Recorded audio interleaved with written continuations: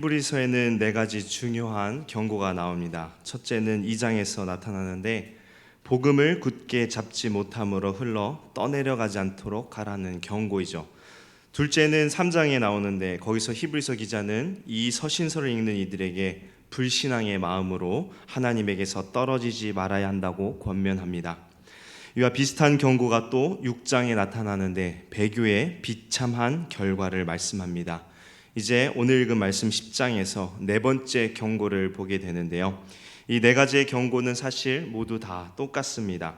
그것은 예수 그리스도의 복음을 듣고 받아들인 히브리인 그리스도인들이 불신앙으로 돌아설까 염려하는 것으로 고의로 그리스도를 거부하는 자들에게 오직 무서운 심판이 기다리고 있다라고 말씀하고 있습니다.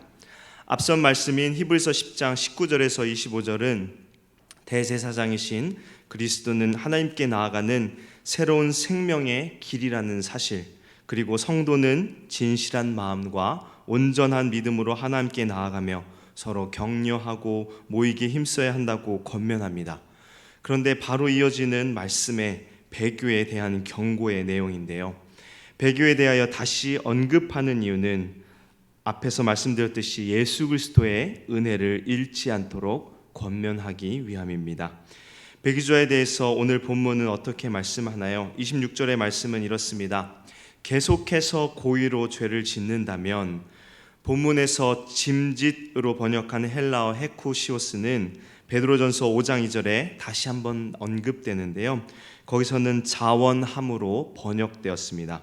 즉 이 낱말은, 이 단어는 무지나 과실에 의해 모르고 행하는 범죄가 아니라 고의로 행하는 범죄를 뜻합니다. 예수 그리스도를 믿는 신앙에서 떠나 다시 유대교로 돌아가는 이들을 말할 수도 있고, 아니면 세속적 삶을 영위한 것을 의미할 수도 있습니다. 어찌되었던 그들에게는 다시 속죄하는 제사, 다시 새롭게 하여 회개케 하는 제사가, 은혜가 없다는 것입니다. 그들을 기다리는 것은 27절의 무서운 심판, 사탄과 불신자들을 태울 맹렬한 불만 기다리고 있다고 말씀합니다. 28절에 모세율법을 거부한 사람들도 불쌍히 여김을 얻지 못하고 죽었다고 말씀합니다. 장차오는 좋은 일의 그림자에 불과한 율법을 어겨도 형벌을 받았다면 하물며 하나님의 아들을 짓밟는 것은 어떻게 되겠습니까? 29절에 그 참담함을 설명합니다. 하물며 하나님의 아들을 짓밟고 자기를 거룩하게 한 언약의 피를 부정한 것으로 여기고 은혜의 성령을 욕되게 하는 자가 당연히 받을 형벌은 얼마나 더 무겁겠느냐, 너희는 생각하라. 하나님의 새 언약의 중보자이신 그리스도를 모욕하고 구속의 공로를 거부하는 이들은 얼마나 더 큰 형벌을 받겠습니까? 배교의 행위가 어떤 죄인지를 다시금 깨닫게 하는 말씀입니다. 성령 하나님은 성부 하나님의 뜻에 순종하며 또 성자 하나님이신 예수 그리스도께서 이루신 구속 사역에 근거하여 하나님께서 구원하시고자 택한 자들에게 그리스도의 이 구속 사역의 효력을 실제적으로 적용시켜서 그 마음을 변화시키는 사역을 감당하십니다. 따라서 누구든지 그리스도의 보혈의 공로를 거부하는 것은 이 보혈의 공로를 근거로 일하시는 성령의 사역을 회방하는 것입니다. 이 성령을 회방하는 죄는 이 세상과 모든 세상에서 결코 사함받지 못한다고 예수님께서 마태복음과 마가복음에 경고하였습니다.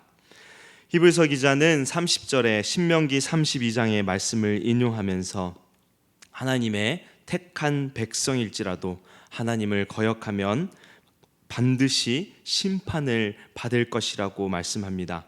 하나님께서는 분명 그리스도 안에 거하는 자들에게는 말할 수 없는 긍휼과 은혜를 베푸시는 분이시지만, 이 그리스도를 벗어난 자들에게는 반드시 정죄하는 공의의 하나님이십니다.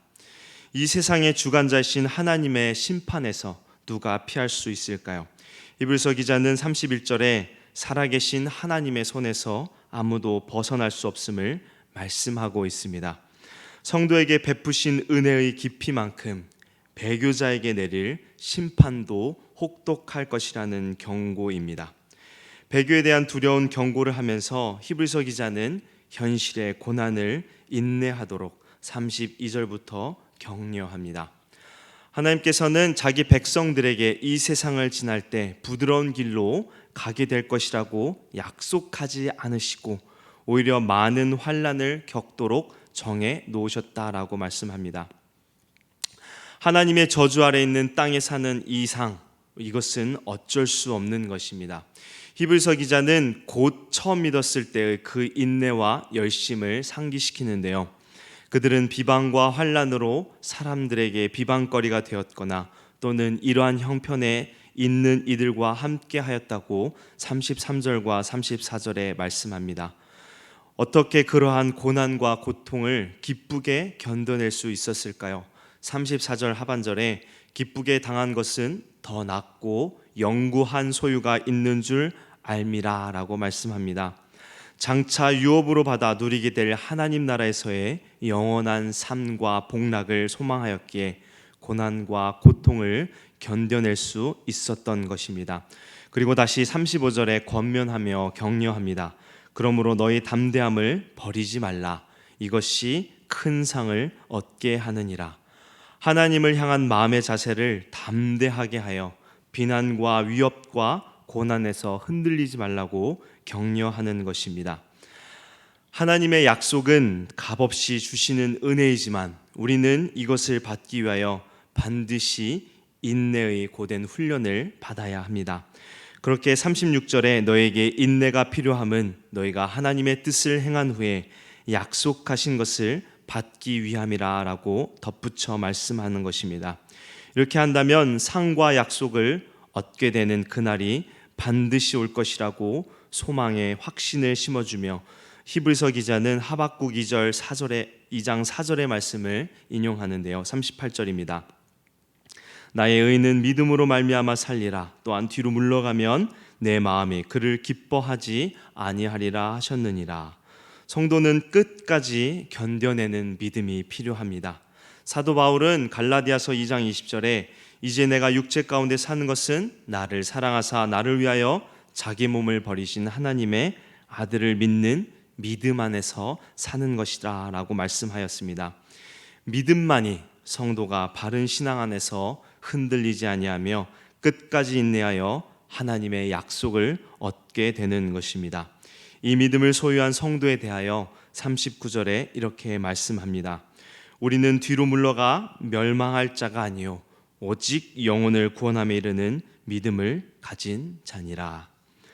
성도는 결코 멸망하지 않으며 고난에 굴복하지 않고 오직 구원함에 이르게 될 것입니다. 그러한 삶을 누가 살 수 있나요? 바로 믿음을 가진 자, 그 사람만이 어려운 시험과 환난에서도 승리하며 인내의 결실을 맺게 될 것이라고 말씀하는 것입니다. 오늘 말씀은 배교자에게 당하게 되는 심판의 경고와 또 고난 속에서도 인내하여 하나님의 약속을 얻도록 믿음을 굳게 지키라고 격려하고 있습니다. 구원의 은혜를 경험한 성도가 과연 배교할 수 있을까요? 성경은 그렇지 않다라고 말씀합니다. 그렇다면 오늘 말씀한 이 배교의 말씀은 무엇인가요? 바로 고난으로 인하여 믿음이 흔들리는 성도들에게 하나님의 심판을 겪는 저주받는 자가 되지 말고 인내함으로 약속에 참여하는 자가 되도록 가르치기 위해서 예로 들어 말씀하신 것입니다. 그렇게 히브리서 기자는 마지막 39절에 성도는 결코 뒤로 물러가 멸망할 자가 아닌 구원함에 이르는 자임을 확신시켜 주는 것입니다. 성도의 삶은 의인인 욥이 겪었던 것처럼 믿음을 흔들어 버리는 시험과 고난이 함께합니다. 고난과 역경 중에도 하나님께서 우리의 구원을 반드시 이루신다는 믿음으로 인내한다면 하나님은 반드시 약속을 이루시며 우리가 기쁨을 누리도록 이끄실 것입니다. 이 약속을 굳게 믿음으로 오늘도 세상 속에서 승리하는 성도 되기를 주님의 이름으로 축원합니다. 함께 기도하겠습니다.